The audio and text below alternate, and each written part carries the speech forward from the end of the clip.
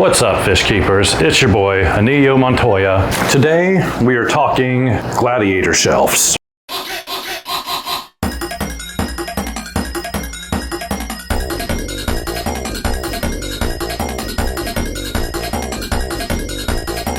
I'm going to teach you how to build this. The big one. The cost, the thoughts, the fraughts, and then I'll talk about these racks.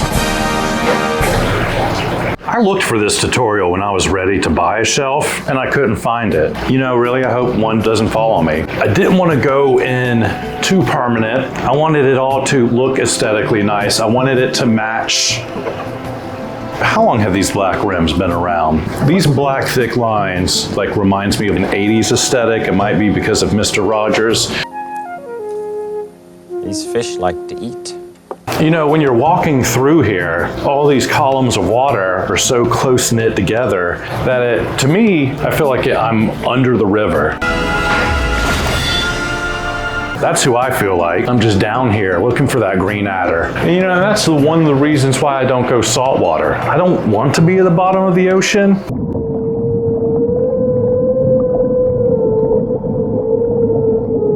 So yeah, coming in through this area, it's a path, and then it's all up higher than me, so it's like the surface of the water is right there, and I'm just, I don't know, swamp creature.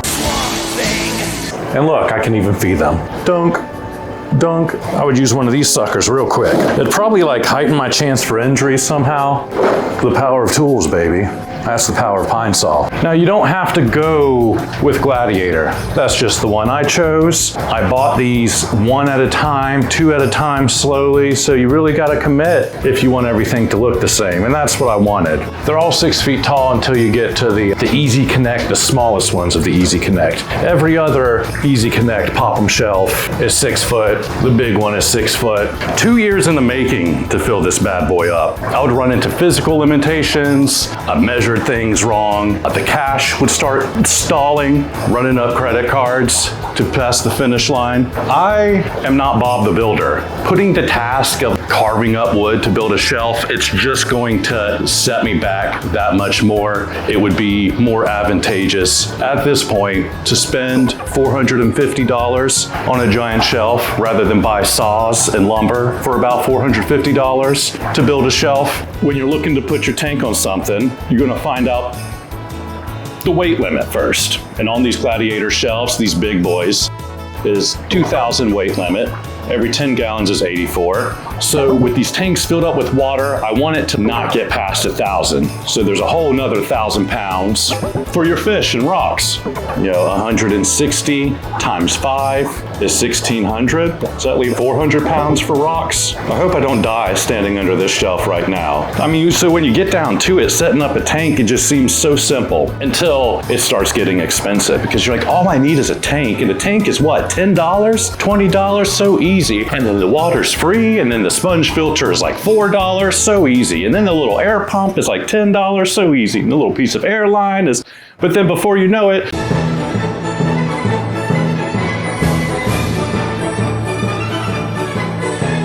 when you're dealing with the hoses, you have to keep in mind that water pressure, the mechanisms and the rules that allows you to siphon water out of the tank with just a good suck, is the same rules with these. If you fill this tank up and that's touching the water and you turn everything off, it's sucking right back up here. And there's all kinds of neat ways it'll do that on you. I always just listen for dripping in my room.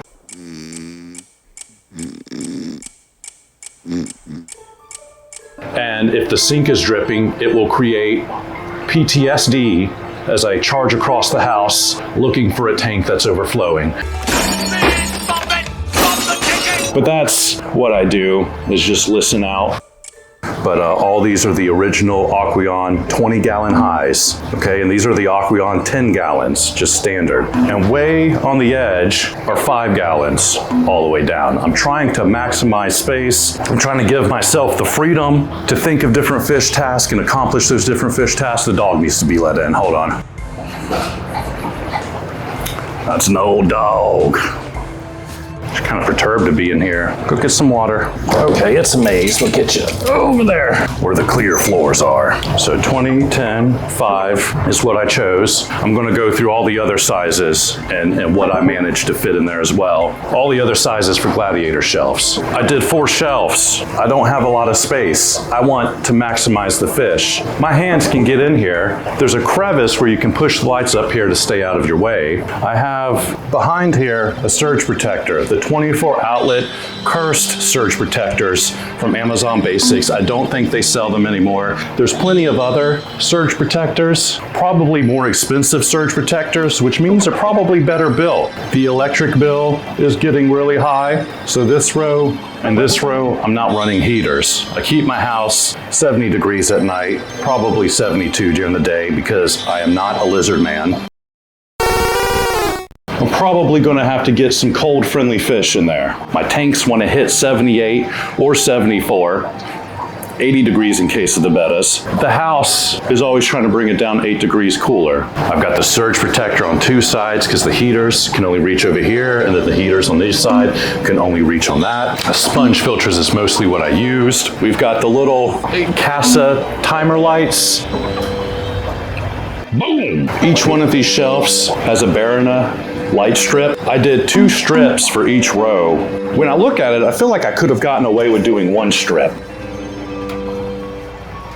You know, it doesn't look that bad. Maybe certain plants would want more light, but you could grow globs of guppy grass under a light like that. Globs of pearlweed. Barona lights, if you get into the indoor plant growing community, at the time there was 2 lights that they suggested, Yescom and the Barona, and I ended up fairly liking both. Extremely affordable, but the Barona lights that I got in black, so they blend, usually they come in white, they're like 2 or 3 times more expensive in black, and I just took that right on the chin. They have magnets on them, and the magnets perfectly line up with the bars under here, the 2 feet Barona lights. When you get to the edge though, those don't line up and are able to get magnetized to the underside metal part of this thing. It will barely stick to kind of this, there's a cage under here, a wire mesh, and so zip ties are what I use. Tiny little zip ties to keep the 1 foot Barona lights from falling right into the water. So we got a Barona lights. They all plug into each other and they all come out and plug in at one point into the electricity, and that's on a Casa timer light. The ones on top I haven't quite figured out. I thought I was gonna hang something from the ceiling on a hook. It seems Aqua neat cheap lights that I bought for the rest of the tanks. I had a bunch laying around.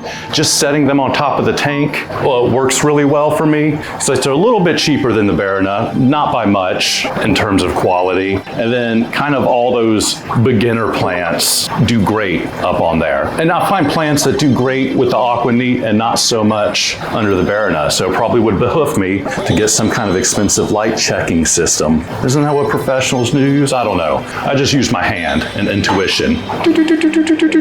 And my intuition failed me last year when I had a bunch of little scuds in my tank and they were eating the plants. And I was like, what's wrong, my plants? Didn't see the scuds gobbling them up. Got the Barona, the Casa lights, the Aqua neat lights. I was doing glass bottoms because I was importing more fish. When I import fish and they come in hot, bothered, and wobbly, I like to have just clear space to throw medications and not think twice about it. At this point, common guppies have kind of taken over this bottom row. I just move all the parents from one tank to another and doubles your guppy volume.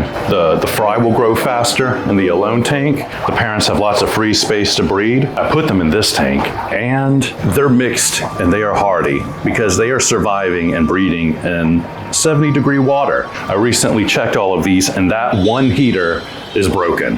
But I don't see any torn up tails, and I'm going to grab them and put them in a heated tank soon, and then the babies are going to sit there. That one's full of fry. The gravel is something I want to get to on a separate video, but I used Home Depot and Lowe's, and I basically just bought every variation available at a big box store for $6 to $8. And that's doom, what I did there. This is the Tractor Supply Company coal slag, the black sand. I've read online you got to run run a magnet over it to get the metal pieces out? I have not done that. So maybe an underwater magnet. These are still cycling. I haven't squirt them with bacteria yet. We've got 2 double-headed pawflies up there. So quiet, so sweet. And then I run all the wires through the holes of this Gladiator shelf. Not so much up here. I don't have any Gladiator shelf to work with, so I hang the gang valve right on the top of the tanks. But I utilize the holes, and I haven't decided whether I can put all of the wire or all of the lines back through the hole and then just control the whole row right here with the gang valve. That's what I did down here. Got the gang valves more situated on the side. We've got wood that I cut out from Home Depot, painted over with a coat of Rust-Oleum. I actually primed this first, and I don't think I will do that again. I think taking the Rust-Oleum and painting over it, and see, that's how the price is going to magnetize. I don't know if this is $2,000 or $3,000, $4,000, but the can of Rust-Oleum, you get little, I don't have a paint roller, you have to buy a paint roller. And I'm out there in the backyard, rolling over it 2 or 3 times in the hot sun. What I learned is the Rust-Oleum kind of absorbs in the wood better if there's not a primer on it. So if I had to do it again, I probably wouldn't prime this, just put the old black Rust-Oleum on it. You can use particle board. For some reason I didn't, and it was extra expensive. And if I could go back, I wouldn't use, I think this is like, might be like white oak or something, a brand wood name. Why wouldn't I want the highest quality? Well, you know, particle board might have weighed less. It kind of has the same structure to it if you put a coat of that Rust-Oleum in there. I mean, this paint almost feels like rubber. And it repels the water. I had to let them dry out in the yard. But in virtually every circumstance in which I have to get in the tank, I'll have to get the step ladder or the full-size ladder. And I've even got another ladder that'll go all the way up to the ceiling. I always think about people that work in the medical industry and how many people get injured from ladders. I try to make a point not to fall from them. That would be not super chill. These are Aquarium tanks. There's a certain measurement with them. If we look right up here, these are the new tanks that Petco are selling. I'm always after the $1 per gallon sell, which is more like $1.75 per gallon these days. When I started this shelf, it was $1 per gallon. So each one of these is $10, doop, doop, doop, doop, and now they're $15 or $17 when they're on sale. And now you have to get Imagitarium, Imagination Land, Imagination Boo Boo. Imagination. It's the brand that Petco is behind. They stopped the Aquarium tanks. And so we got these 220 high gallons. And let me tell you, when I had them down here, I could not get my gigantic hand in here. There's at least enough room. And I pay for this every time I have to pack fish, right? It's in a professional setting. People would have a lot more leeway because they have employees. They have to please those employees and make it a comfortable place to work. I'm my only employee. I don't care about my comfort, so I come in very tight, and I can get all the way back here. I can get down there and tickle the filter, and it's on all these. It's a little more tight on the 10 gallons, but when this guy from Petco was right here, I could stick maybe 2 fingers in to feed them. So I wanted to point that out. The new tanks aren't as compatible with the Gladiator shelves. Of course, you put them on top, you got a high ceiling. It doesn't matter when you get to that point. On the back here, I bought something that comes up when you search rabbit goo. It's a window tint, 100% window tint. It sticks to the back of this. It's a real bottleneck. It's probably my most unpleasant thing to do. And I've probably mentioned this before, but I really roll through that and make it a point not to get it caught up on any details. So, and they look fine. I slop them up there pretty quick because it aggravates me so much. And with just a quick few movements, I can get that rabbit goo on the back of that. That's another thing you've got to pre-plan, whether you want that or not. There are examples. I just did not want to see this back wall. It gives it the cleanest look. Unless you have black fish, then you can just never find them. There's a list of net techniques I use, but I will just put the net in there and let it rest in the tank till they get used to it. And then I just pull it up when they all float above it, and that helps. Other times you can get a cup in here, and I put my hand in here, and they all think they're going to get fed. But really, it's just a tiny, clear cup that fits in there. and what they're actually going to do is get a quick scoop and a mail trip and a new home. It's all positive though, because it's extra tight in here for them. When they fully spawn out, guppies just seem to take up as much water as you're willing to keep clean for them. Fish clean, not clean clean. I don't have problems catching any of the fish until it gets really tight. Right here, I'll just scare all these guys, or they're just like, no, leave us alone now. Some of the packs I would sell would have fry in them, and searching around for the fry would be kind of difficult, to the point where I'll just give them full-grown fish. They'll buy fry, and I'll be like, how about an adult pack? And they're like, sure.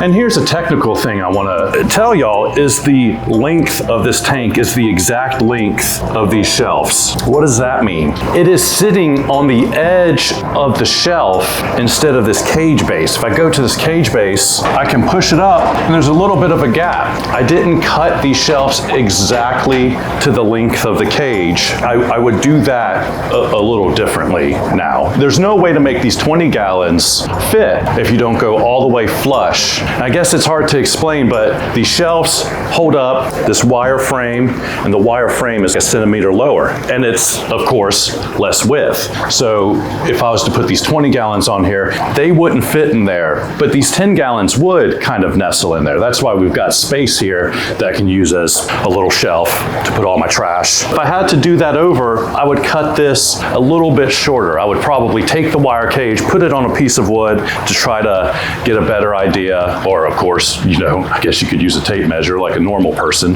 Basically not have it sit on this outer shelf part, but have it sit on the inside right on top of this cage. The two main snags I want to tell you about is that when you measure all the way out here, it goes all the way to the edge and it's not inside the shelf. It's sitting right on top of the shelf braces. Obviously it's working. If I had to do it over, this would have a little less width and the 10 gallons would cradle in there. I'm not sure if I could get a thin piece of wood to first sit on the metal cage and then a piece of wood this size, so it was actually pushing down on the cage, but you'd have to do it right because there'd be a little gap here. But if it was perfectly measured thickness wise, that gap could be seamless. There's no bowing down the center. Of course, you have to be mindful with this space right here, but also be mindful with the space right here. If you're going to do 40-gallon breeders, you could do a couple of 40s and 40s on top of here, but you do need to come off the edge a little bit with the wood base that they're going to sit on. They almost fit exactly perfectly. They come off just 1/4 of an inch on each side. I bought a 40-gallon and it barely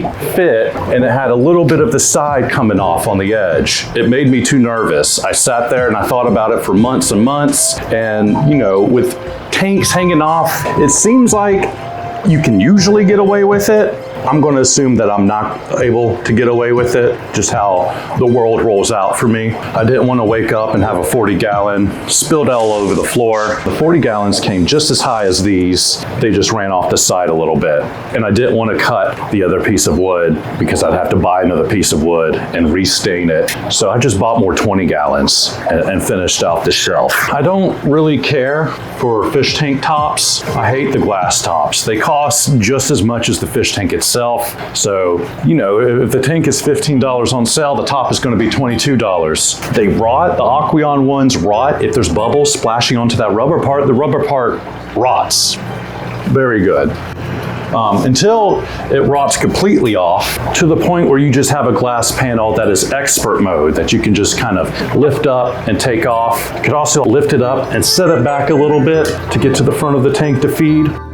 So I basically prefer the Aquarium lids after the rubber rots off, and I just yank it off. The rubber will last a longer time if you situate the tank and make sure there's no bubbles or moisture sprinkling on it. I'm sure I would save power if all the tops were on the tanks. I just can't take all of the cash that I spent on all of these tanks and multiply it by 2 to have tops. Another thing I wanted to point out is how to get water up here. Of course, I would use the ladder and a bag of gravel. gravel to get the gravel up here, but the water can be a little bit trickier. I use my trusty dusty Python hook. Now, I put it in there. There's a power head, a water pump on the other end of this hose that's tied down, and it sucks all the water from the trash can right here. You gotta be careful because if the pump stops and this valve isn't closed, it'll all suck back down if it's touching the water, which isn't a big deal because it could only go so low. Your common power head pump that's doing 295 gallons per hour, that's a pretty big one. It's not powerful enough to get all the way up here from the ground floor. So this is the one that works 295 gallons per hour. And this is the one that took a big dump on me. It can barely get to the third row, much less the top. But that is the 160. My favorite ones are Cobalt, and they're not made anymore, or I can't find them available anymore. But I have 2 or 3 Cobalt power heads, and there's a little Italian flag on it. Peter, you can't speak Italian just because you have a mustache. There we go, 3-year warranty. One actually gave out on me recently, and it's been about 3.5 years. And I worked that one very hard. This is gonna be a collector's item. Made in Italia. I have my aged water trash cans, a 32 gallon, and then eventually I moved to a 46 gallon, or 36 gallon into a 42 gallon. I've got a pretty big one and an even bigger one, and I fill the water all the way to the top with a different hose running from my sink directly into my trash can. And then I'll turn this hose on, so while water is going to the sink into the full trash can, more water is coming out here and into here, and it will work as long as this trash can's full. It will empty out the first fourth of the water on this trash can. It's holding the water about this high, and so it will empty this aged water trash can down to about this low before this starts choking. So you have to fill it up the fourth again. Make both of that happen at the same time. One hose into the faucet, into the trash can, and then this goes into the tank. This is my most trusted weapon. Thank you for spraying me. This is my shepherd's hook. This is what I guide my fish with. You become a water bender with this. You become Aquaman with this. Just imagine a garden hose right in your living room. Come, my sheep. These hooks are invaluable. I don't like building my own. Who am I not? I am not Bob the Builder. And when I see people home build these, they look so clunky to me. Everyone would have to express their strengths in their fish room. And my strength is doing this. It's not building hoses. So I understand why people would build it. If it was my jiving cup of tea, I would build my own. But from the outside looking in, it looks so big and clunky. There's valves, connection pieces, and then they're like, that's all you have to do. Then you put it in here. They'll also have some weird contraption to disperse the water here so it will go out on either side. I don't need to do that. If you just plan on dumping water right here and you're going to be rough with all of your tanks right in this area, and you do it the same thing for all your tanks, you just don't put a cute little plant there that could get hurt by the water flow. And then I'll just shoot the water flow, and it's not even that strong. It's not that much of a disturbance. So I don't feel like I have to divert water. I used to do that. It's something I no longer do, much like the tank lids. But that's the big thing, how to get water right up over here. I guess I should make the permanent dumping spot here since it wants to lean over there. Whee! Either way, I use this. Shout out to LRB Aquatics for putting me onto this. I was cruising his website and he had an Amazon affiliate link, and I clicked it and I bought this and gave him the credit for selling it to me. And it's for blind people, eyesight impairments, where they could put this on the edge of their cup and they could pour themselves some tea. And when there's water that touches all the prongs, it gives a little beep, beep, beep, beep. So if you want to walk away from your flowing water, and at some point I recommend you do that because it takes a long time to wait for this water. And you could be feeding fish, you could be giving your fish a high five, you could be treating them, be doing fish surgery, all kinds of fish activities. So you can leave this up here, and then when you hear the beep, beep, beep, beep, beep, beep, beep, beep, you know it's ready to charge into your fish room and start snapping things off. So there we go. What is this called? It doesn't do it when it touches my face, but it does it when it touches my finger or my palms that sweaty. Anyways, oh gosh, so a lot of these tanks sat here for a very long time. And this one, I was ripping stickers off, and the sticker is stuck to here, and I couldn't get it off. I figured I'd fill up the tank with water. The sticker's on the inside. It's going to get nice and soaky. I'm going to bring a razor blade in there and chop it up. The Aquarium stickers and labels, I would recommend to pull them vertical. Don't pull them across, because when I pull the stickers across, the text sticks on the glass. But if you go vertigo, we're leaving that in. It will more than likely not leave print or ink, whatever it is, on your glass front. I use these glass markers to tell me the species of plant in case I forget. And then I also use glass markers. The baby started crying on the cry monitor. You know how I know? This earpiece. Excuse me, fish keepers. My second job calls. Instead of marking medicine on the calendar way over there to have everything in my face and kind of an ecosystem, I will mark the medicine right down here on the glass. Something else I assume you'd have to master with employees, but me by myself, I get to just fly by the seat of my pants. No cohesion. I think I just saw a fry flash a little bit. The investigation continues. So these easy snaps can only hold 1,000. And much like here, you could go full size, and full size. You have to pick one that's a little bit shorter. And for this, it's 10 gallons. But then when you come over here, there's one that's a little bit shorter than the rest. So I just line it up with 2.5 gallons, right? And so the same thing with the 42 inch. That was 36, this is 42. We could do 2 10 gallons up here. There's enough space for a 2.5 gallon. So in the spirit of maximizing size, you can put a 2.5 gallon right next to your fish like that. So that's what I'm gonna do. We've got the 2 10s, and then it's gonna be down this row. Doop, doop, doop. Some 2.5 gallons. The cups are everywhere because I've been fulfilling orders. So I fulfill orders, I fill it up with the bag, and I am usually so exhausted after fulfilling orders that I just never get around to cleaning up my mess. And then I whip out the video camera, and there you have it. But we've got 36 inch. These are the 36 inch across. Okay, and these are 20 gallon longs. We're still talking about Aquarium. 20 gallon, 20 to gallon, 20.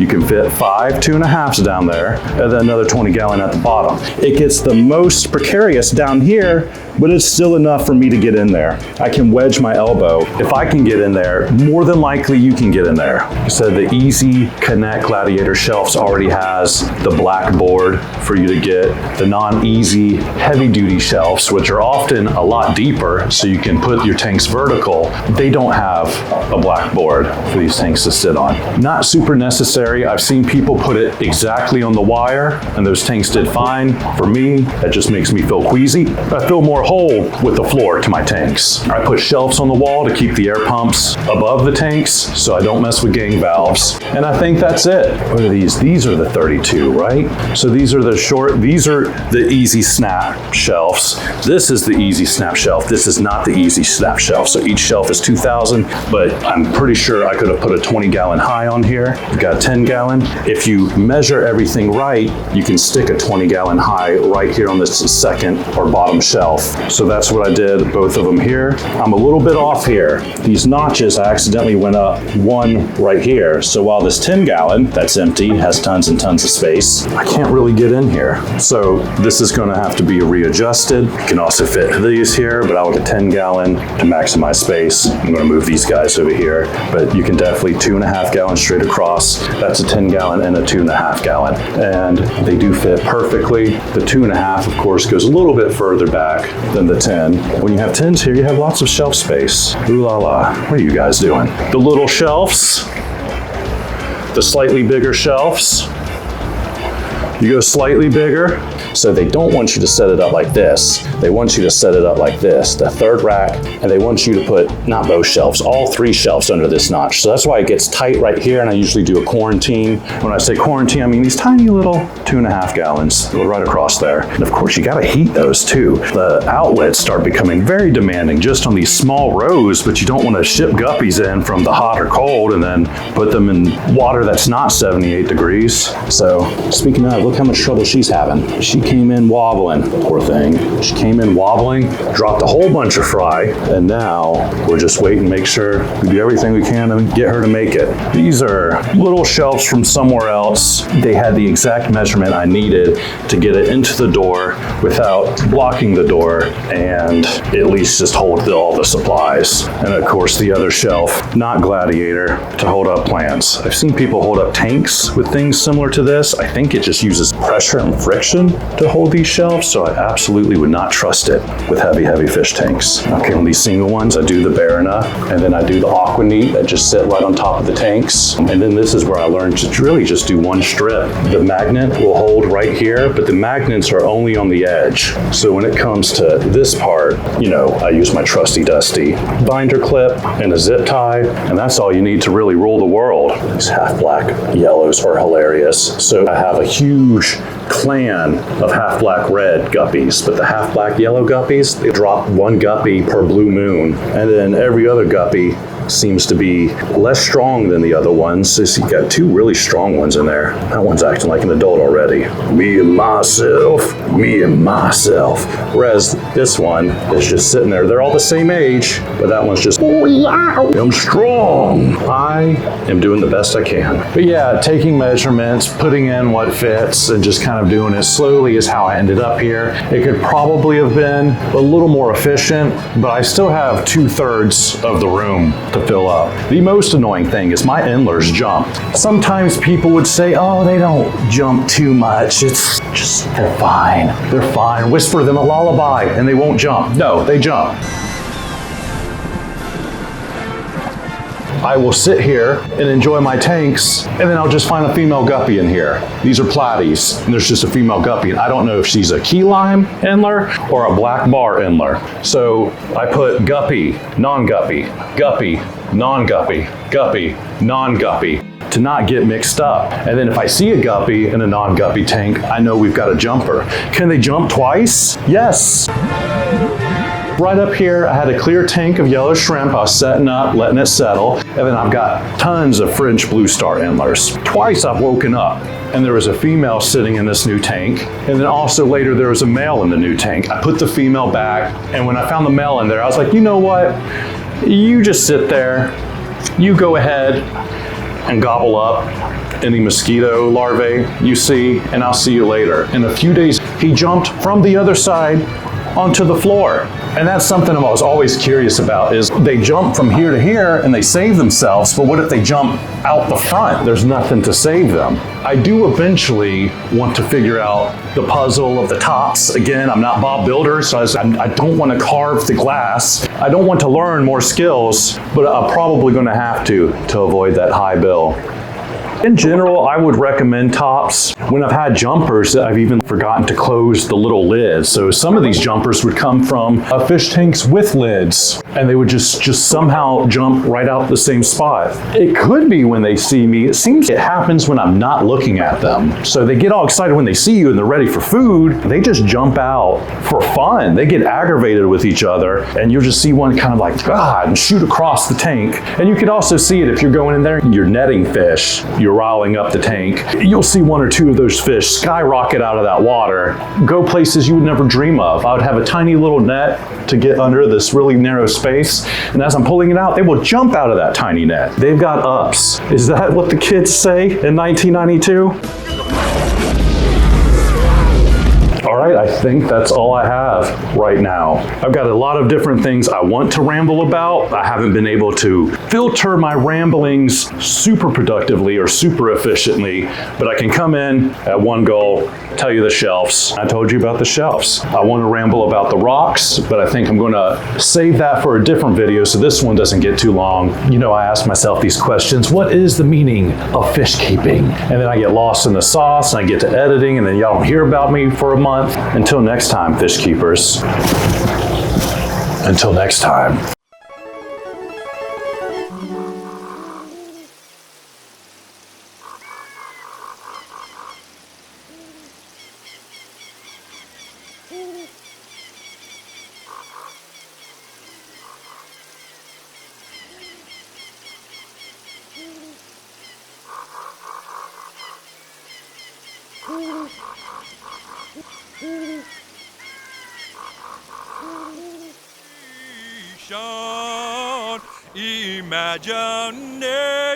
Imagination, imagination,